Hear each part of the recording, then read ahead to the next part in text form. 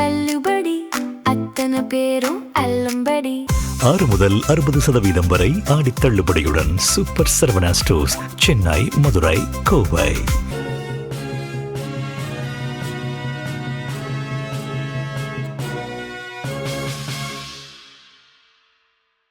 வணக்கம். ஜம் செய்திகளுக்காக தமிழ் மொழி. இந்திய நேரப்படி மதியம் 1:30 மணி செய்திகள். முதலில் ஜம் தலைப்புச் செய்திகளை காணலாம். கார்கில் போரில் நாட்டை காத்த வீரர்களுக்கு நாடே நன்றி கடன் பட்டுள்ளது. கார்கில் போர் வெற்றியின் 27ஆம் ஆண்டு நிறைவையொட்டி பிரதமர் நரேந்திர மோடி புகழாரம். கார்கில் போர் நினைவு சின்னத்தில் பாதுகாப்பு அமைச்சர் ராஜ்நாத் சிங் மலர் வளையம் வைத்து மரியாதை. ராணுவ தளபதி தீரத் சேத், லடாக் துணைநிலை ஆளுநர் உள்ளிட்டோரும் மரியாதை. பாகிஸ்தானுடன் இனி எந்த பேச்சும் கிடையாது என்று பாதுகாப்பு அமைச்சர் ராஜ்நாத் சிங் திட்டவட்டம். ஒருவேளை பேச்சு நடந்தால் ஆக்கிரமிப்பு காஷ்மீரை மீட்பது பற்றி மட்டுமே இருக்கும் என்றும் பேச்சு. மழைநீர் சேகரிப்பு, நிலத்தடி நீர் செறிவூட்டல், நீர்நிலைகள் சீரமைப்பு, மரக்கன்று நடும் பணிகளை செய்யுங்கள். மனதின் குரல் வானொலி உரையில் பிரதமர் நரேந்திர மோடி வேண்டுகோள். பாஜகவுக்கு எந்த ஒரு பதவியையும் விட நாட்டின் இளைஞர்களும் மாணவர்களும் தான் முக்கியம். தர்மேந்திர பிரதான் பதவி விலகியதை சுட்டிக்காட்டி உள்துறை அமைச்சர் அமித்ஷா பெருமிதம். காவிரி நீர் உரிமை என்பது அரசியல் சார்ந்த பிரச்சினை அல்ல, வாழ்வாதார பிரச்சினை. தமிழக விவசாயிகளின் வாழ்வாதாரம் மீட்கப்படும் என்று அமைச்சர் ஆதவ் அர்ஜுனா சூளுரை. சிவகாசி அருகே பட்டாசு குடோனில் வெடி விபத்து ஏற்பட்டதில் 2 தொழிலாளர்கள் உடல் கருகி உயிரிழப்பு. சட்டவிரோதமாக செயல்பட்ட குடோன் குறித்து வழக்கு பதிந்து விசாரணை. அமெரிக்காவுக்கு எதிரான போரில் ஈரானுக்கு ரஷ்யா உதவி வருவதாக உக்ரைன் அதிபர் ஜெலன்ஸ்கி குற்றச்சாட்டு. அமெரிக்க ராணுவ தளங்கள் மீது ரஷ்யா செயற்கைக்கோள் மூலம் தீவிரமாக கண்காணிப்பதாக தகவல்.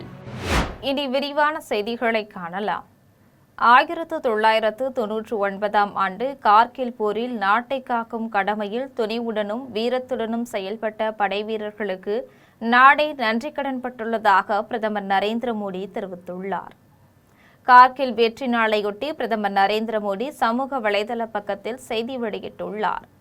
அதில் இந்தியாவை காக்கும் கடமையில் துணிவுடனும் வீரத்துடனும் செயல்பட்ட நமது படைவீரர்களுக்கு நாடே நன்றி கடன் செலுத்துவதாக குறிப்பிட்டுள்ளார். மிக கடுமையான காலநிலையிலும் அவர்களின் முகத்தில் தெரிந்த துணிவு நம் நாட்டின் பெருமிதமாக எப்போதும் விளங்கும் என்று குறிப்பிட்டுள்ளார். படைவீரர்களின் அசைக்க முடியாத நாட்டுப்பற்றும் கடமை மீதான அர்ப்பணிப்பும் எதிர்கால தலைமுறையினருக்கு உந்துதலாக இருக்கும் என்று குறிப்பிட்டுள்ளார். கார்கில் போர் வெற்றியின் 27ஆம் ஆண்டு நிறைவை ஒட்டி லடாக்கின் டிராஸில் உள்ள போர் நினைவு சின்னத்தில் பாதுகாப்பு அமைச்சர் ராஜ்நாத் சிங், ராணுவ தளபதி தீரத் சேத் உள்ளிட்டோர் மலர் வளையம் வைத்து மரியாதை செலுத்தினர். 1999ஆம் ஆண்டு ஜம்மு காஷ்மீரின் கார்கிலில் ஊடுருவிய பாகிஸ்தான் படைவீரர்களை அங்கிருந்து விரட்டியடிக்க இந்திய படையினர் போரிட்டனர். 3 மாதங்கள் நீடித்த இந்த போரில் இந்திய படையில் 500க்கும் மேற்பட்டோர் வீரமரணம் அடைந்தனர். பாகிஸ்தான் படையில் 700க்கும் மேற்பட்டோர் கொல்லப்பட்டனர். இறுதியில் பாகிஸ்தான் படையில் கொல்லப்பட்டவர்கள் போக எஞ்சியோர் அங்கிருந்து வெளியேறினர். அந்த வெற்றியின் 27ஆம் ஆண்டு நிறைவையொட்டி இன்று நாடு முழுவதும் கொண்டாடப்படுகின்றது. இதையொட்டி டிராஸில் உள்ள கார்கில் போர் நினைவு சின்னத்தில் நடைபெற்ற வெற்றி விழாவில் பங்கேற்ற பாதுகாப்புத்துறை அமைச்சர் ராஜ்நாத் சிங்கை ராணுவ அதிகாரிகள் வரவேற்றனர். கார்கில் போரில் இன்னுயிர் ஈந்த படைவீரர்களின் நினைவாக போர் நினைவு சின்னத்தில் பாதுகாப்பு அமைச்சர் ராஜ்நாத் சிங் மலர் வளையம் வைத்து மரியாதை செலுத்தினார். லடாக்கின் துணைநிலை ஆளுநர் வினய்குமார் சக்சேனா கார்கில் போர் நினைவு சின்னத்தில் மலர் வளையம் வைத்து மரியாதை செலுத்தினார். கார்கில் போர் நினைவு சின்னத்தில் உள்ள வருகை பதிவேட்டில் அமைச்சர் ராஜ்நாத் சிங் கையொப்பமிட்டார். டிராஸில் நடைபெற்ற கார்கில் வெற்றி விழாவில் இந்திய ராணுவ தலைமை தளபதி தீரத் சேத் மலர் வளையம் வைத்து மரியாதை செலுத்தினார். இதேபோல் டெல்லியில் உள்ள தேசிய போர் நினைவு சின்னத்தில் பாதுகாப்புத்துறை இணையமைச்சர் சஞ்சய் சேத் மலர் வளையம் வைத்து மரியாதை செலுத்தினார். பாதுகாப்புத்துறை செயலாளர் ராஜேஷ்குமார் சிங் டெல்லியில் உள்ள போர் நினைவு சின்னத்தில் மலர் வளையம் வைத்து மரியாதை செலுத்தினார். லடாக்கில் கார்கில் வீரர்களை போற்றும் வகையில் புகழஞ்சலி நடைபெற்றது. பாகிஸ்தானுடன் இனி எந்த பேச்சும் கிடையாது என்றும் அப்படி ஏதேனும் பேச்சு நடந்தால் அது ஆக்கிரமித்துள்ள காஷ்மீர் பற்றி மட்டுமே இருக்கும் என்றும் இந்திய பாதுகாப்புத்துறை அமைச்சர் ராஜ்நாத் சிங் தெரிவித்துள்ளார். லடாக்கின் டிராஸில் உள்ள கார்கில் போர் நினைவு சின்னத்தில் மலர் வளையம் வைத்து மரியாதை செலுத்திய பாதுகாப்பு அமைச்சர் ராஜ்நாத் சிங் உரையாற்றினார். அப்போது கார்கில் போர் ராணுவ மற்றும் அரசியல் முறையில் இந்தியாவுக்கு கிடைத்த வெற்றி மட்டுமல்லாமல் இந்திய வீரர்களின் துணிச்சலையும் வீரத்தையும் உலகுக்கு பறைசாற்றும் சான்றாகவும் விளங்கியதாக தெரிவித்தார். இந்த போரில் கிடைத்த வெற்றி ஒரு வரலாற்றை படைத்ததுடன் இந்தியர் அனைவரும் பெருமிதம் கொள்ளும் வகையில் உள்ளதாகவும் கூறினார். ஆபரேஷன் சிந்தூர் நடவடிக்கையிலும் நமது வீரர்கள் பாகிஸ்தான் பயங்கரவாதிகளுக்கும் அவர்களை பயிற்றுவித்தவர்களுக்கும் தக்க பதிலடி கொடுத்ததை நினைவு கூர்ந்தார். பாகிஸ்தானின் எவ்வகையான அத்துமீறலுக்கும் கடுமையாக தக்க பதிலடி கொடுக்கும் திறனை இந்தியா பெற்றுள்ளதாக குறிப்பிட்டார். நம் நாட்டை உடைக்க நினைத்தவர்களின் கனவை தகர்த்த வீரர்களின் பெயர்கள் போர் நினைவு சின்னத்தின் சுவரில் இடம்பெற்றுள்ளதாக தெரிவித்தார். பாகிஸ்தானுடன் இனி எந்த பேச்சும் நடத்தப் போவதில்லை என்றும் அப்படி ஏதேனும் நடத்தினால் இந்தியாவின் ஒருங்கிணைந்த பகுதிகளில் ஒன்றான சட்டவிரோதமாக பாகிஸ்தானால் ஆக்கிரமிக்கப்பட்டுள்ள காஷ்மீர் பற்றி மட்டுமே இருக்கும் என்றும் குறிப்பிட்டார். இப்போது பயங்கரவாதத்தை அரசின் கொள்கையில் ஒரு பகுதியாக பாகிஸ்தான் ஆக்கிவிட்டதாகவும் அந்நாட்டின் இராணுவத்துக்கும் தீவிரவாதிகளுக்கும் இடையே எந்த வேறுபாடும் இல்லை என்றும் ராஜ்நாத் சிங் தெரிவித்தார். இன்று இந்தியா புதிய கண்டுபிடிப்புகளில் ஆர்வம் காட்டும் நிலையில் பாகிஸ்தான் ஊடுருவலுக்கான புதிய வழிகளை கண்டுபிடிப்பதாக ராஜ்நாத் சிங் குற்றம் சாட்டினார். இந்தியா கப்பல்களை வடிவமைக்கும் போது பாகிஸ்தான் பயங்கரவாதத்தை வடிவமைப்பதாக கூறினார். மழைநீர் சேகரிப்பு, நிலத்தடி நீர் செறிவூட்டல், பழைய நீர்நிலைகளை சீரமைத்தல், மரக்கன்றுகள் நடுதல் ஆகிய பணிகளில் ஊராட்சிகளும் நகரங்களும் சமூக அமைப்புகளும் ஈடுபட வேண்டும் என்று பிரதமர் நரேந்திர மோடி வலியுறுத்தியுள்ளார். மனதின் குரல் என்னும் பெயரில் பிரதமர் நரேந்திர மோடி மாதந்தோறும் வானொலியில் உரையாற்றி வருகிறார். 136வது மாதமாக இன்று உரையாற்றிய அவர் பாதுகாப்பு, தளவாட உற்பத்தி, ஏற்றுமதி, நட்பு நாடுகளுடன் அரசியல் ஒத்துழைப்பு என்று இந்தியா தொடர்ந்து முன்னேறி செல்வதாக தெரிவித்தார். இந்த மாத தொடக்கத்தில் தான் இந்தோனேஷியாவுக்கு சென்றபோது அந்நாட்டு பிரம்மோஸ் அஸ்த்ரா ஏவுகணைகளை வழங்குவதற்கு உடன்பாடு கையொப்பமானதாக தெரிவித்தார். இந்திய பாதுகாப்பு தளவாடம் தொழில்நுட்பம் மீதான உலக நாடுகளின் நம்பிக்கை வளர்ந்து வருவதாக தெரிவித்தார். மழைநீரை சேகரிப்போம் என்கின்ற சிறப்பு இயக்கம் ஜூலை 4ஆம் நாள் முதல் நாடு முழுவதும் நடைபெற்று வருவதாக தெரிவித்தார். இதில் மழைநீர் சேகரிப்பு, நிலத்தடி நீர் செறிவூட்டல், பழைய நீர்நிலைகளை சீரமைத்தல், மரக்கன்றுகள் நடுதல் ஆகிய பணிகள் நடைபெற்று வருவதாக தெரிவித்தார். இந்த இயக்கத்தில் ஊராட்சிகள், நகரங்கள், சமூக அமைப்புகள் ஆகியன பங்கேற்க வேண்டும் என்று அவர் அன்புடன் கேட்டுக்கொண்டார். ஜப்பான் ஓபன் பேட்மிண்டன் போட்டியில் இந்தியாவின் சிந்து பட்டம் வென்றுள்ளது நாட்டுக்கு பெருமிதம் அளிப்பதாக தெரிவித்தார். கடந்த ஞாயிற்றுக்கிழமை இந்தியாவின் முதல் தனியார் ராக்கெட் விக்ரம்-1 வெற்றிகரமாக விண்ணில் ஏவப்பட்டது. நாட்டின் ஒவ்வொரு குடிமகனும் பெருமிதம் கொள்ளும் சாதனை என குறிப்பிட்டார். பாஜகவுக்கு எந்த ஒரு பதவியையும் விட நாட்டின் இளைஞர்களும் மாணவர்களும் தான் முக்கியம் என்பதையே தர்மேந்திர பிரதானின் பதவி விலகல் வெளிப்படுத்துவதாக மத்திய உள்துறை அமைச்சர் அமித்ஷா தெரிவித்துள்ளார். நீட் வினாத்தாள் முறைகேடு விவகாரத்தில் மத்திய கல்வி அமைச்சர் தர்மேந்திர பிரதான் பதவி விலகியது பற்றி மத்திய உள்துறை அமைச்சர் அமித்ஷா சமூக வலைதளத்தில் கருத்து தெரிவித்துள்ளார். அதில் நீட் வினாத்தாள் கசிவு விவகாரத்தை மத்திய அரசு தீவிரமாக கையாள்வதுடன் குற்றவாளிகளுக்கு கடுமையான தண்டனை வழங்க உறுதியாக இருப்பதாகவும் தெரிவித்தார். நீட் முறைகேட்டை எதிர்த்து டெல்லி ஜந்தர் மந்தரில் போராட்டத்தில் ஈடுபட்ட கரப்பான்பூச்சி ஜனதா கட்சியினர் தர்மேந்திர பிரதான் பதவி விலக வேண்டும் என்று வலியுறுத்தியதை குறிப்பிட்டுள்ளார். அவர்களின் கோரிக்கை நிறைவேறியதைத் தொடர்ந்து போராட்டத்தை திரும்ப பெற்றுக் கொண்டதையும் குறிப்பிட்டுள்ளார். இந்த விவகாரம் மாணவர் நலன் மற்றும் தேர்வு முறைகேடுகள் தொடர்பாக நாடு முழுவதும் அரசியல் மற்றும் பொதுமக்கள் மத்தியில் பரவலான கவனத்தை ஈர்த்துள்ளதாக அமித்ஷா பதிவிட்டுள்ளார். காவிரி நீர் உரிமை என்பது அரசியல் சார்ந்த பிரச்சினை அல்ல என்று தமிழக விளையாட்டுத்துறை அமைச்சர் ஆதவ் அர்ஜுனா தெரிவித்துள்ளார். தமிழக விளையாட்டுத்துறை அமைச்சர் ஆதவ் அர்ஜுனா தனது சமூக வலைதள பக்கத்தில் பதிவிட்டுள்ளார். அதில் காவிரி நதிநீர் பிரச்சினை தொடர்பாக தமிழ்நாடு அரசு தொடர்ந்து நடவடிக்கைகளை மேற்கொண்டு வருவதாக தெரிவித்துள்ளார். கடந்த கால குளறுபடிகளை பேசுவதன் மூலம் காவிரி நதிநீர் விவகாரத்தில் மேகதாது அணை பிரச்சினையில் தமிழகத்தின் உரிமை குரலை திசை திருப்ப தாங்கள் விரும்பவில்லை என்று குறிப்பிட்டுள்ளார். ஆக்கப்பூர்வமான விமர்சனங்கள் வந்தால் அதை ஏற்றுக்கொள்வதற்கும் தயாராகவே இருப்பதாகவும் தெரிவித்துள்ளார். காவிரி நீர் உரிமை என்பது அரசியல் சார்ந்த பிரச்சினை அல்ல. அது டெல்டா விவசாயிகளின் எதிர்காலம் மற்றும் மாநிலத்தின் நீராதார பாதுகாப்புடன் தொடர்புடைய அடிப்படை உரிமை பிரச்சினை என்றும் கூறியுள்ளார். காவிரி நதிநீர் விவகாரத்தில் தமிழகத்தின் உரிமைகளை காக்கப்படும் என்றும் தமிழகத்தின் காவிரி டெல்டா விவசாயிகளின் வாழ்வாதாரம் மீட்கப்படும் என்றும் உறுதியளித்துள்ளார். சிவகாசி அருகே சட்டவிரோதமாக செயல்பட்டு வந்த பட்டாசு குடோனில் வெடிவிபத்து ஏற்பட்டதில் 2 தொழிலாளர்கள் உடல் கருகி உயிரிழந்தனர்.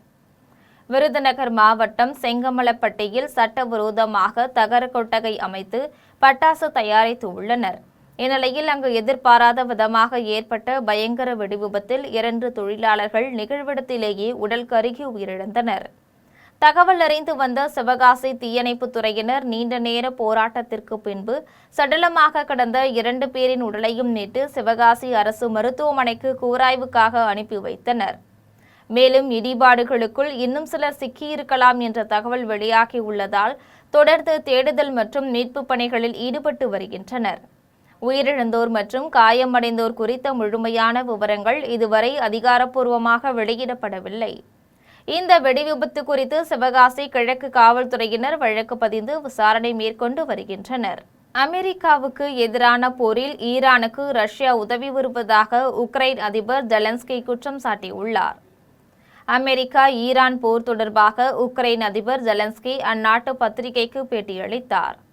அப்போது ஜூலை மாதத்திலிருந்து வளைகுடா நாடுகள் மற்றும் அங்குள்ள அமெரிக்க இராணுவ தளங்கள் மீது ரஷ்ய செயற்கைக்கோள் மூலம் தீவிரமாக கண்காணிப்பதை தாங்கள் பதிவு செய்துள்ளதாக தெரிவித்தார். இந்த படங்கள் ஈரானில் வெளிவருவதாகவும் கூறினார். இதன் மூலம் அமெரிக்காவுக்கு எதிரான இந்த போரில் ஈரானுக்கு ரஷ்யா உதவி வருவதாக ஜெலன்ஸ்கி குற்றம் சாட்டினார். காமராஜரின் கொள்கையை பின்பற்றி தமிழக மக்களுக்கு முதலமைச்சர் விஜய் பல்வேறு நலத்திட்டங்களை செய்து வருவதாக ஊரக வளர்ச்சித்துறை அமைச்சர் ஆனந்த் தெரிவித்துள்ளார். சென்னை மடிப்பாக்கத்தில் நாட்டார் சங்கம் சார்பாக காமராஜர் பிறந்தநாளை முன்னிட்டு நலத்திட்ட உதவி வழங்கும் விழா நடைபெற்றது. இதில் தமிழ்நாடு நாட்டார் சங்கத்தின் தலைவர் முத்து ரமேஷ் ஏற்பாட்டில் 1000 நபர்களுக்கு நலத்திட்ட உதவியும், மாற்றுத்திறனாளிகளுக்கு நலத்திட்ட உதவியும் மற்றும் தூய்மை பணியாளர்களுக்கு அரிசியும் புடவையும் வழங்கப்பட்டது. இந்த நிகழ்ச்சியில் ஊரக வளர்ச்சித்துறை அமைச்சர் ஆனந்த் கலந்து கொண்டு நலத்திட்ட உதவிகளை வழங்கினார். அப்போது அவர் உரையாற்றிய போது வியாபாரிகளை துன்புறுத்தும் வகையில் கட்சி நிர்வாகிகள் இடையூறு தந்தால் தக்க தண்டனை வழங்கப்படும் என்று முதலமைச்சர் ஆணையிட்டு உள்ளதாக தெரிவித்தார். காமராஜரின் கொள்கையை பின்பற்றி தமிழக மக்களுக்கு பல்வேறு நலத்திட்டங்களை செய்து வருவதாக கூறினார். இக்கூட்டத்தில் சங்கத்தின் உறுப்பினர்களும் தமிழக வெற்றிக் கழகத்தின் கட்சி நிர்வாகிகளும் கலந்து கொண்டு காமராஜரின் பிறந்தநாள் விழாவை கொண்டாடினர். காஞ்சிபுரத்தில் பொதுமக்களுக்கு புதிய மின்னணு குடும்ப அட்டைகளை வெளிநாடு வாழ் தமிழர்கள் நலத்துறை அமைச்சர் தென்னரசு மற்றும் வனத்துறை அமைச்சர் ரஞ்சித்குமார் ஆகியோர் வழங்கினர். காஞ்சிபுரம் மாவட்ட ஆட்சியர் அலுவலக வளாக மக்கள் நல்லுறவு மைய கூட்டரங்கில் உணவுப் பொருள் வழங்கல் மற்றும் நுகர்வோர் பாதுகாப்புத்துறை சார்பில் பொதுமக்களுக்கு புதிய மின்னணு குடும்ப அட்டைகள் வழங்கும் நிகழ்ச்சி நடைபெற்றது. இதில் வெளிநாடு வாழ் தமிழர்கள் நலத்துறை அமைச்சர் தென்னரசு மற்றும் வனத்துறை அமைச்சர் ரஞ்சித்குமார் ஆகியோர் கலந்து கொண்டு 244 பயனாளிகளுக்கு புதிய மின்னணு குடும்ப அட்டைகளை வழங்கினர். இந்நிகழ்ச்சிக்கு மாவட்ட ஆட்சியர் ஸ்னேகா தலைமை தாங்கினார். இந்நிகழ்வில் உத்தரமேரூர் சட்டமன்ற உறுப்பினர் முனிரத்னம், மாவட்ட வருவாய் அலுவலர் திவ்யஸ்ரீ, மாவட்ட வழங்கல் மற்றும் நுகர்வோர் பாதுகாப்பு அலுவலர் விஜயகுமார் உள்ளிட்டோர் ஏராளமானோர் கலந்து கொண்டனர். நீட் தேர்வு வினாத்தாள் கசிவு விவகாரத்தில் ஒட்டுமொத்த நிர்வாக சீர்கேட்டிற்கும் பொறுப்பேற்று பிரதமர் நரேந்திர மோடி உடனடியாக பதவி விலக வேண்டும் என சமூக நீதித்துறை அமைச்சர் வன்னியரசு தெரிவித்துள்ளார். கள்ளக்குறிச்சி மாவட்டம் அத்தியூரில் உள்ள தனியார் திருமண மண்டபத்தில் அரசின் பல்வேறு நலத்திட்ட உதவிகள் வழங்கும் விழா நடைபெற்றது.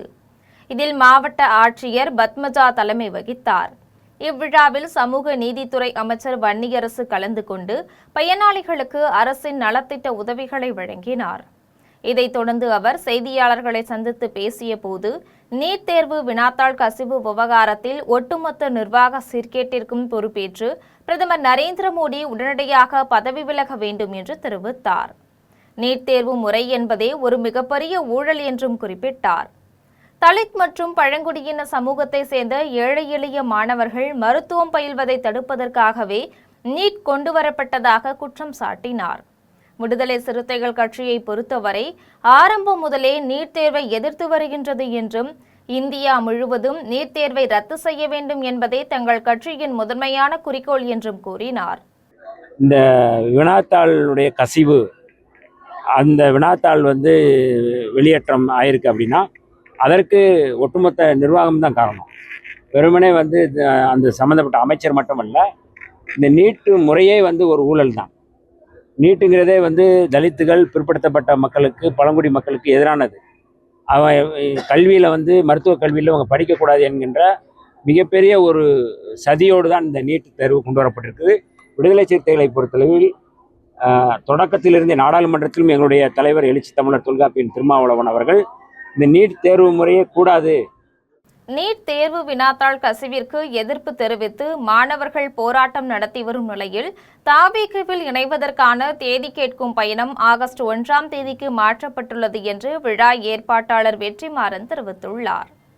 நீட் தேர்வு வினாத்தாள் கசிவிற்கு எதிர்ப்பு தெரிவித்து மாணவர்கள் போராட்டம் நடத்தி வரக்கூடிய நிலையில் 25ஆம் தேதி நடைபெறவிருந்த தமிழக வெற்றி கழகத்தில் இணையும் விழாவிற்கான தேதி கேட்கும் பயணம் தமிழக வெற்றி கழகத்தின் பொதுச் செயலாளரின் ஆலோசனைப்படி இப்பயணம் வருகின்ற ஆகஸ்ட் 1ஆம் தேதிக்கு மாற்றப்பட்டுள்ளது என விழா ஏற்பாட்டாளர் மீஞ்சூர் வெற்றிமாறன் விழா குழுவினருக்கு தெரிவித்துள்ளார். இதன் தொடர்ச்சியாக ஓரிரு நாட்களில் மீஞ்சூரில் ஆலோசனைக் கூட்டம் நடைபெறவுள்ளது எனவும் வெற்றிமாறன் தெரிவித்துள்ளார். ஆரணி அருகே மதுபோதையில் பேக்கரியில் தின்பண்டங்களை வாங்கிவிட்டு பணம் தராமல் கடையின் உரிமையாளரை தாக்கிய இருவரை காவல்துறையினர் கைது செய்து சிறையில் அடைத்தனர். திருவண்ணாமலை மாவட்டம் இரும்பேடு கிராமத்தில் உள்ள பேக்கரி கடைக்கு வந்த 3 மதுபோதை இளைஞர்கள் கடையிலிருந்து தின்பண்டங்கள் வாங்கினர். அப்போது கடை உரிமையாளர் அவர்களிடம் பணம் தருமாறு கேட்டுள்ளார். அதற்கு போதை ஆசாமிகள் கடை உரிமையாளர் பாபுவை தாக்கி கடையில் உள்ள பொருட்களை சேதப்படுத்தி மூவரும் அங்கிருந்து தப்பித்து சென்றனர். இச்சம்பவம் குறித்து நகர காவல் நிலையத்தில் கடை உரிமையாளர் பாபு அளித்த புகாரின் பேரில் காவல்துறையினர் வழக்கு பதிவு செய்து கடையில் உள்ள சிசிடிவி காட்சிகளை ஆய்வு செய்து விசாரணை மேற்கொண்டனர். தொடர்ந்து காவல்துறையினர் விசாரணையில் அதே பகுதியை சேர்ந்த இந்துகுமார், சுதாகர் ஆகிய இருவரையும் கைது செய்து சிறையில் அடைத்தனர். மேலும் தலைமறைவாக உள்ள ஒருவரை தீவிரமாக தேடி வருகின்றனர். போதை கலாச்சாரம் தாவேக ஆட்சியிலும் கட்டுப்படுத்த முடியாமல் உள்ளது என பொதுமக்கள் குற்றம் சாட்டியுள்ளனர். வேலூர் அரசு மருத்துவமனையில் பிறந்து ஒரே நாளான பெண் குழந்தைக்கு தவறுதலாக ஊசி போட்டு குழந்தை உயிரிழந்ததாக குழந்தையின் உறவினர்கள் மருத்துவர்களிடம் வாக்குவாதத்தில் ஈடுபட்டதால் பெரும் பரபரப்பு ஏற்பட்டது. வேலூர் மாவட்டம் அல்லாபுரத்தை சேர்ந்த அப்துல் ரகுமானின் மனைவி முஸ்கானிற்கு கடந்த 22ஆம் தேதி வேலூர் அரசு மருத்துவமனையில் பெண் குழந்தை பிறந்துள்ளது. இதன் பின்னர் பிறந்த குழந்தையை தொட்டிலில் வைத்துவிட்டு தாய் முஸ்கான் அவரது மாமியாரை பார்ப்பதற்கு வெளியே சென்றுள்ளார். இதைத் தொடர்ந்து அவர் சிறிது நேரம் கழித்து வந்து பார்த்தபோது குழந்தை மூச்சு பேச்சு இல்லாமல் இருந்ததைக் கண்டு அதிர்ச்சியடைந்தார். இதுகுறித்து குழந்தையின் தாய் உடனடியாக அங்கிருந்த மருத்துவர்களிடம் தெரிவித்துள்ளார். இதையடுத்து குழந்தை தீவிர சிகிச்சை பிரிவுக்கு அனுமதிக்கப்பட்டார். பின்னர் குழந்தை மூச்சு திணறல் ஏற்பட்டு உயிரிழந்ததாக மருத்துவர்கள் தெரிவித்துள்ளனர். இந்நிலையில் குழந்தையின் குடும்பத்தார் குழந்தை இறந்தது குறித்து மருத்துவர்களிடம் கேள்வி எழுப்பி வாக்குவாதத்தில் ஈடுபட்டனர். தகவல் அறிந்து வந்த காவல்துறையினர் குடும்பத்தின் உறுப்பினரை அகற்றினர். இதனால் அரசு மருத்துவமனை முழுவதும் சிறிது நேரம் பரபரப்பான சூழல் காணப்பட்டது. இதைத் தொடர்ந்து அங்கிருந்த குழந்தையின் உறவினர்கள் வேலூர் சட்டமன்ற உறுப்பினர் வினோத் கண்ணனுக்கு தகவல் தெரிவித்தனர். பின்னர் அங்கு வந்த சட்டமன்ற உறுப்பினர் மருத்துவர்களிடம் விசாரணை மேற்கொண்டார். இதுகுறித்து அரசு மருத்துவர்கள் பேசிய போது கடந்த 25ஆம் தேதி குழந்தைக்கு பால் புரைக்கேறி குழந்தையின் நுரையீரல் பால் சென்று மூச்சுவிட முடியாமல் உயிரிழந்ததாக தெரிவித்தனர். இதை கேட்ட குடும்பத்தார் மருத்துவர்கள் சொல்வதை கேட்டுக்கொண்டு குழந்தையின் உடலை எடுத்து செல்ல ஒப்புக்கொண்டனர். மேலும் அரசு மருத்துவமனையில் பிரசவம் பார்ப்பதற்கு வந்துள்ள குழந்தையின் உறவினர்களை பார்க்க அனுமதிப்பதில்லை என்று பொதுமக்கள் குற்றம் சாட்டினர். மருத்துவமனையின் செக்யூரிட்டிகள் மற்றும் செவிலியர்கள் தரக்குறைவாக பேசுவதாக அங்கிருந்த பொதுமக்கள் தங்களது ஆதங்கத்தை வெளிப்படுத்தி வேதனையடைந்தனர். கோவையில் உள்ள தனியார் கல்லூரியில் பட்டமளிப்பு விழாவில் 469 இளங்கலை மற்றும் முதுகலை மாணவர்களுக்கு பட்டங்கள் மற்றும் சான்றிதழ்கள் வழங்கப்பட்டன. கோவையில் உள்ள தனியார் கல்லூரியில் பட்டமளிப்பு விழா நடைபெற்றது. இதில் தனியார் வங்கியின் முதன்மை செயல் அதிகாரி ஷியாம் ஸ்ரீனிவாசன் கலந்து கொண்டு பொறியியல் பட்டப்படிப்புகளை முடித்த 469 இளங்கலை மற்றும் முதுகலை மாணவர்களுக்கு பட்ட சான்றிதழ்கள் வழங்கி கௌரவித்தார். இதன் பின்னர் விழாவில் பேசிய அவர், பொறியியலை ஒரு வாழ்க்கை திறனாகவும் வாழ்நாள் முழுவதும் கற்றுக்கொள்வதற்கான ஒரு அடித்தளமாகவும் மாணவர்கள் கருத வேண்டும் என கூறினார். திறமையை விட மன உறுதிக்கே முன்னுரிமை அளிக்க வேண்டும் என்று கேட்டுக்கொண்டார். கோவையில் உள்ள பிரபல தனியார் கல்லூரியில் முன்னாள் மாணவர்களின் சந்திப்பு நிகழ்ச்சி நடைபெற்றது. கோவையில் உள்ள பிரபல தனியார் கல்லூரியில் முன்னாள் மாணவர்களின் சந்திப்பு நிகழ்ச்சி நடைபெற்றது. இந்நிகழ்ச்சியில் கல்லூரியில் தற்போது பயின்று வரும் பொருளாதாரத்தில் பின்தங்கிய ஏழை மாணவர்களின் கல்வி செலவிற்காக 10 லட்சம் ரூபாய் மதிப்பிலான கல்வி உதவித்தொகையை முன்னாள் மாணவர்கள் வழங்கினர். இதில் இந்தியாவின் பல்வேறு பகுதிகளில் இருந்தும் வெளிநாடுகளில் இருந்தும் 500க்கும் மேற்பட்ட முன்னாள் மாணவர்கள் கலந்து கொண்டனர். திருவண்ணாமலை அருகே பச்சையம்மன் கோவில் தீமிதி திருவிழாவில் காப்பு கட்டி விரதமிருந்த பக்தர்கள் தீக்குண்டத்தில் விழுந்ததால் அப்பகுதியில் பெரும் பரபரப்பு ஏற்பட்டது. திருவண்ணாமலை மாவட்டம் தளவாநாயக்கன்பேட்டையில் உள்ள பச்சையம்மன் கோவிலில் 104ஆம் ஆண்டு தீமிதி திருவிழா நடைபெற்றது. இதனை முன்னிட்டு உற்சவ அம்மன் வீதி உலா சென்று பக்தர்களுக்கு அருள்பாலித்தார். இதனைத் தொடர்ந்து கோவில் அருகே அமைக்கப்பட்டிருந்த தீக்குண்டத்தில் காப்பு கட்டி விரதமிருந்த ஏராளமான பக்தர்கள் தீ மிதித்து தங்கள் நேர்த்திக்கடனை செலுத்தினர். அப்போது பூங்கரகம் எடுத்து வந்த பக்தர்கள் திடீரென நிலை தடுமாறி நெருப்பில் விழுந்ததால் அவரை பின்தொடர்ந்து வந்த சில பக்தர்களும் தடுமாறி விழுந்தனர். இதில் பூங்கரங்கம் எடுத்து வந்த பக்தரின் இடது கணுக்காலில் தீக்காயம் ஏற்பட்டு தோல் உரிந்து காயமடைந்தனர். உடனடியாக அக்கம் பக்கத்தினர் காயமடைந்தவர்களை மீட்டு அரசு மருத்துவமனைக்கு அனுப்பி வைத்தனர். இதனால் பக்தர்கள் மத்தியில் பெரும் அதிர்ச்சியை ஏற்படுத்தியுள்ளது. இத்திருவிழாவில் இந்து சமய அறநிலையத்துறை ஆய்வாளர்கள் ராஜசேகர் உள்ளிட்ட ஏராளமானோர் கலந்து கொண்டனர். கழிவு நீரேற்று நிலையம் அமைக்க எதிர்ப்பு தெரிவித்து 100க்கும் மேற்பட்ட குடியிருப்பு வாசிகள் முகக்கவசம் அணிந்து நூதன முறையில் ஆர்ப்பாட்டத்தில் ஈடுபட்டனர். திருவள்ளூர் மாவட்டம் திருவேற்காடில் உள்ள சிறுவர் பூங்காவில் கழிவுநீர் ஏற்று நிலையம் அமைய இருப்பதாக நகராட்சி சார்பில் அறிவிப்பு பலகை வைத்திருப்பது அப்பகுதி மக்களிடையே அதிர்ச்சியை ஏற்படுத்தியுள்ளது. இதனிடையே இதற்கு எதிர்ப்பு தெரிவிக்கும் வகையில் அப்பகுதியை சேர்ந்த 100க்கும் மேற்பட்ட பொதுமக்கள் முகக்கவசம் அணிந்து நூதன முறையில் ஆர்ப்பாட்டத்தில் ஈடுபட்டனர். மேலும் குடியிருப்புக்கு மத்தியில் கழிவுநீர் ஏற்று நிலையம் அமைக்கப்பட்டால் நோய் தொற்று ஏற்படும் அபாயம் இருப்பதாக பொதுமக்கள் அச்சம் தெரிவித்தனர். எனவே ஊருக்கு ஒதுக்குப்புறமாக இடம் தேர்வு செய்து கழிவுநீர் ஏற்று நிலையம் அமைக்க வேண்டும் என நகராட்சி நிர்வாகத்திற்கு கோரிக்கை விடுத்துள்ளனர். பணிகள் கைவிடாத பட்சத்தில் பல்வேறு போராட்டங்களை நடத்தப் போவதாக பொதுமக்கள் எச்சரிக்கை விடுத்துள்ளனர். பிரச்சனையினாலோ நம்ம இந்த இடத்தை தேர்வு செய்து இங்கே கழிவுநீர் வெளியேற்றும் திட்டத்தை இங்கே இம்ப்ளிமெண்ட் செய்திருக்கிறார்கள். இது உண்மையிலே கண்டிக்கத்தக்க ஒரு விஷயம். இதை நாங்கள் வன்மையாக கண்டிக்கிறோம். இதை இங்கே எந்த ஒரு காரணம் கொண்டும் இம்ப்ளிமெண்ட் பண்ணக்கூடாது. ஏன்னா இங்கே சுற்றியும் கிட்டத்தட்ட 300 குடும்பங்கள் வசித்து வருகிறார்கள். பல்வேறு தரப்பினரும் இங்கே வசித்து கொண்டிருக்கிறார்கள். எனவே இந்த திட்டம் வராமல் இருப்பதற்கு எங்களுடைய வன்மையான கண்டனத்தை இந்த நேரத்தில் தெரிவித்துக் கொள்கிறோம். நன்றி, வணக்கம். சமூக அதிகாரிகள் யாருன்னா பாத்தீங்களா? இன்னும் எம்எல்ஏ யாருன்னா பாத்தீங்களா? இன்னும் பார்க்கல. இப்போதான் முதல் முறையாக நேற்று ஒரு 2 நாளுக்கு முன்னாடி எங்களுக்கு தெரியும். எம்எல்ஏ சந்தித்து ஏற்கனவே ஒரு தடவை பெட்டிஷன் கொடுத்துருக்குறோம்.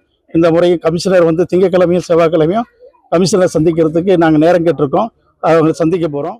கன்னியாகுமரி மாவட்டம் குழிச்சாணையில் அமைந்துள்ள ஸ்ரீ தர்மசாஸ்தா திருக்கோவிலில் வருடாந்திர விளக்கு பூஜை வெகு விமரிசையாக நடைபெற்றது. கன்னியாகுமரி மாவட்டம் அருமனை அருகே குழிச்சாணையில் அமைந்துள்ள ஸ்ரீ தர்மசாஸ்தா திருக்கோவிலில் வருடாந்திர திருவிழா கொடியேற்றத்துடன் தொடங்கி நடைபெற்று வருகிறது. விழாவின் 2வது நாள் மாலையில் விளக்கு பூஜை நடைபெற்றது. இந்த பூஜையில் ஏராளமான பெண்கள் பொதுமக்கள் கலந்து கொண்டு விளக்கு பூஜை வழிபாடு செய்து ஸ்ரீ தர்மதாஸ்தாவை வழிபட்டனர். திசையன் விலையில் பெட்ரோல் பங்க் மற்றும் இருசக்கர வாகனங்கள் மீது ரவுடிகள் தாக்குதலை கண்டித்து அனைத்து வியாபாரிகள் சங்கங்கள் சார்பில் கண்டன ஆர்ப்பாட்டத்தில் ஈடுபட்டனர். நெல்லை மாவட்டம் திசையன்விளை அருகே சில நபர்கள் கையில் அரிவாளுடன் சுற்றி வருவதாக கேள்விப்பட்ட காவல்துறையினர் அவர்களை பிடித்தபோது காவல்துறையினரை தாக்கிவிட்டு தப்பித்து சென்றுள்ளனர்.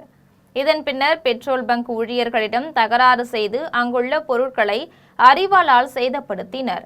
இது பற்றி கேள்விப்பட்ட திசையன்விளை காவல்துறையினர் கண்காணிப்பு கேமரா காட்சிகளை ஆய்வு செய்து சம்பந்தப்பட்ட மூவரை காவல்துறையினர் கைது செய்தனர். இதையடுத்து ரவுடிசம் செய்த நபர்களை கண்டித்து திசையன்விளையில் உள்ள அனைத்து வியாபாரிகள் சங்கங்கள் பொதுமக்கள் சார்பில் திசையன்விளை காமராஜர் சிலை அருகில் கண்டன ஆர்ப்பாட்டம் நடைபெற்றது. இதில் திசையன்விளை அனைத்து வியாபாரிகள் சங்க பேரமைப்பு தலைவர் சாந்தகுமார் தலைமை வகித்தார். இந்த ஆர்ப்பாட்டத்தில் வன்முறையில் ஈடுபட்ட நபர்களை கைது செய்ய வேண்டும், அவர்களை குண்டர் சட்டத்தில் சிறையில் அடைக்க வேண்டும் என்று கோஷங்கள் எழுப்பினர். அதாவது அவர்கள் மீது உரிய நடவடிக்கை எடுக்கப்பட்டு அனைவரும் கைது செய்யப்பட வேண்டும் என்பதற்காக கால அவகாசம் கொடுக்கப்படுகிறது. அவர்கள் மீது முறையான நடவடிக்கையோ கடுமையான நடவடிக்கை இல்லை என்றால் அடுத்ததாக இந்த கூட்டம் முடிவு செய்யப்பட்டு முழு கடையடைப்போ அல்லது திசைநிலை சார்ந்த மொத்த ஆர்ப்பாட்டமோ நடத்துவதற்கு இந்த கூட்டத்தில் முடிவெடுக்கப்பட்டுள்ளது. கன்னியாகுமரி மாவட்டம் திருப்பரப்பு சாலை வழியாக தீய நாற்றத்துடன் கழிவுகள் ஏற்றி வந்த வாகனத்தை இளைஞர்கள் துரத்தி சென்று சிறைப்பிடித்த நிலையில் அதிலிருந்து ஓட்டுநர் தப்பி ஓடியுள்ளார். கன்னியாகுமரி மாவட்டத்தில் இயங்கும் பன்றி பண்ணைகளுக்கு உணவக கழிவுகளையும் துர்நாற்றம் வீசும் கோழி கழிவுகளையும் வாகனங்களில் ஏற்றிக்கொண்டு செல்வது வழக்கமாக உள்ளது. துர்நாற்றத்துடன் செல்லும் இந்த வாகனங்களை அவ்வப்போது பொதுமக்கள் பிடித்து காவல்துறையினரிடம் ஒப்படைத்தாலும் இந்த நிலை தொடர்கின்றது.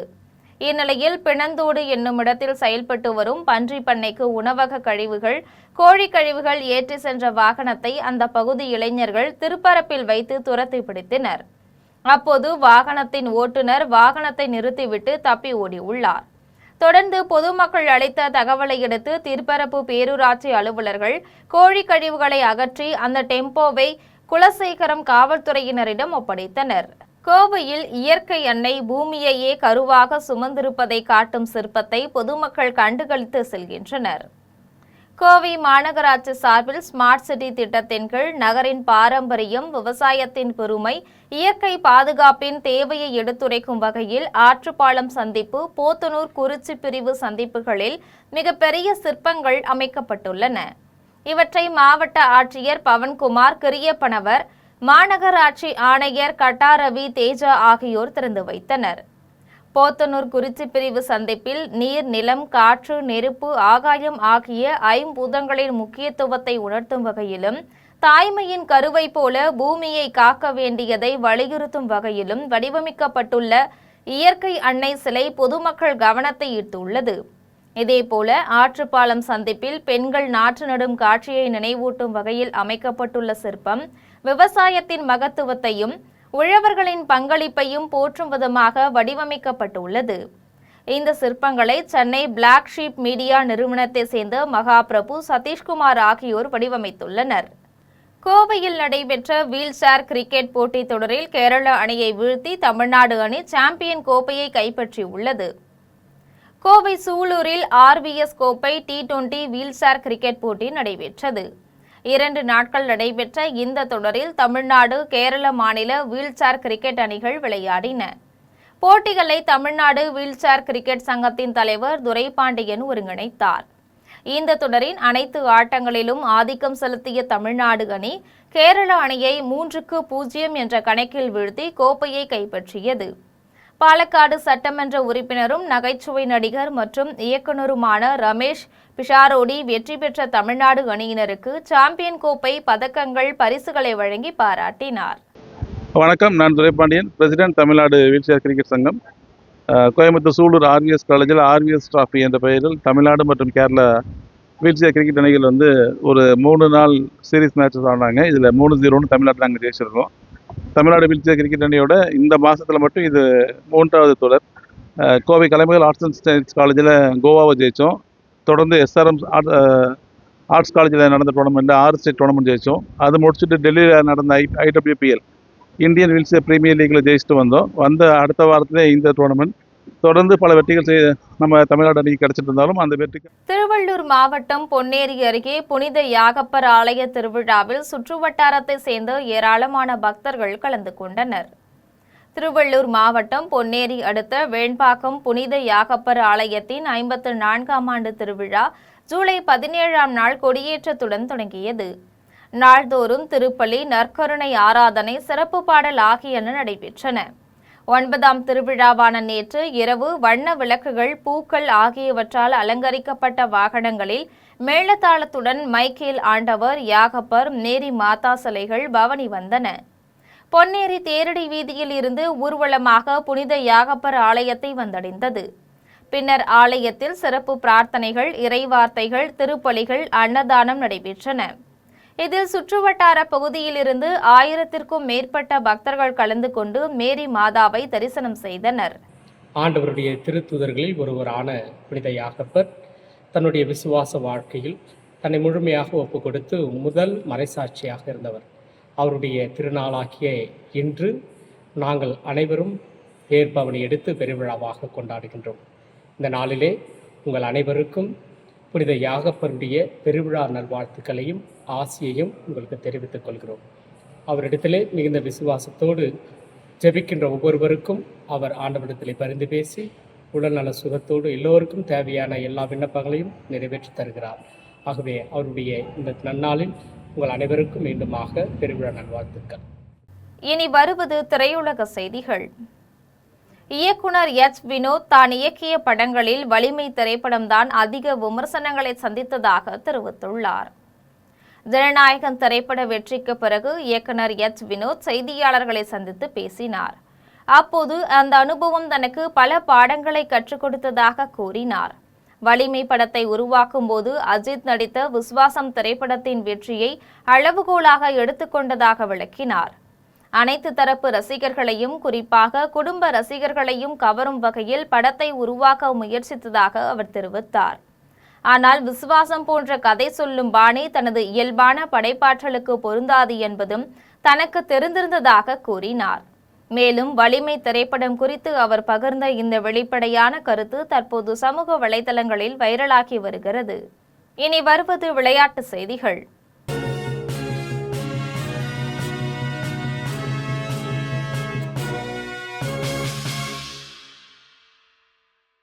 ஸ்காட்லாந்தில் நடைபெறும் காமன்வெல்த் விளையாட்டுப் போட்டியில் இன்று இந்திய வீரர்கள் ஜிம்னாஸ்டிக், லான் பவுல்ஸ், குத்துச்சண்டை, பளுதூக்குதல் ஆகிய போட்டிகளில் பங்கேற்கின்றனர். ஸ்காட்லாந்தின் கிளாஸ்கோ நகரில் காமன்வெல்த் விளையாட்டுப் போட்டி நடைபெறுகிறது.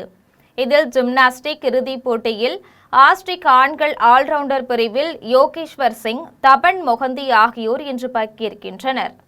தொடர்ந்து லான் பவுல்ஸ் போட்டியில் பெண்கள் இரட்டையர் பிரிவில் இந்தியா, நமீபியா அணிகள் மோதுகின்றன. இதையடுத்து குத்துச்சண்டை போட்டியில் இந்திய வீராங்கனை பிரீத்தி பன்வார் மலாவி வீராங்கனையுடன் மோதுகின்றார். பளுதூக்குதல் போட்டியில் ஆண்களுக்கான 60 கிலோ பிரிவில் ரிஷிகாந்த் சிங், பெண்களுக்கான 48 கிலோ பிரிவு இறுதிப் போட்டி மீராபாய் சானு உள்ளிட்டோர் பங்கேற்கின்றனர். இனி வருவது தங்கம் மற்றும் வெள்ளி விலை நிலவரம்.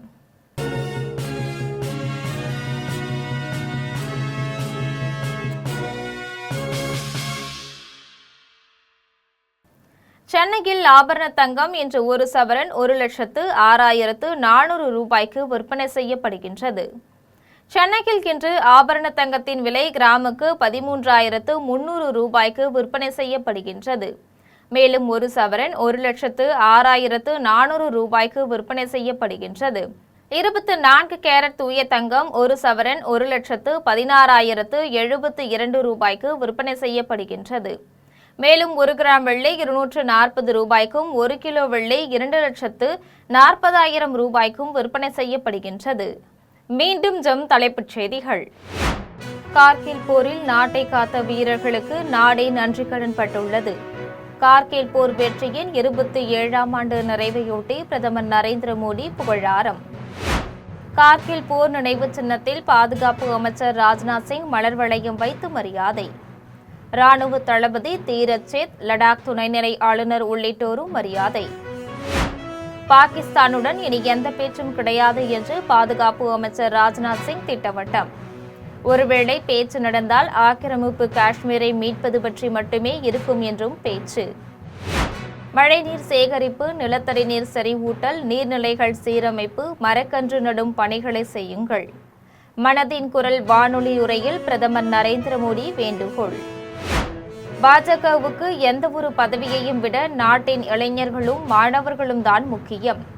தர்மேந்திர பிரதான் பதவி விலகியதை சுட்டிக்காட்டி உள்துறை அமைச்சர் அமித்ஷா பெருமிதம். காவிரி நீர் உரிமை என்பது அரசியல் சார்ந்த பிரச்சினை அல்ல, வாழ்வாதார பிரச்சினை. தமிழக விவசாயிகளின் வாழ்வாதாரம் மீட்கப்படும் என்று அமைச்சர் ஆதவ் அர்ஜுனா சூளுரை. சிவகாசி அருகே பட்டாசு குடோனில் வெடி விபத்து ஏற்பட்டதில் 2 தொழிலாளர்கள் உடல் கருகி உயிரிழப்பு. சட்டவிரோதமாக செயல்பட்ட குடோன் குறித்து வழக்கு பதிந்து விசாரணை. அமெரிக்காவுக்கு எதிரான போரில் ஈரானுக்கு ரஷ்யா உதவி வருவதாக உக்ரைன் அதிபர் ஜெலன்ஸ்கி குற்றச்சாட்டு. அமெரிக்க ராணுவ தளங்கள் மீது ரஷ்யா செயற்கைக்கோள் மூலம் தீவிரமாக கண்காணிப்பதாக தகவல். இத்துடன் ஜெம் செய்திகள் நிறைவடைகின்றன. மீண்டும் ஜெம் செய்திகள் மாலை 6 மணிக்கு. உடனுக்குடன் செய்திகளை காண gemlive.tv என்ற இணையதளத்தில் இணைந்திருங்கள். நன்றி, வணக்கம்.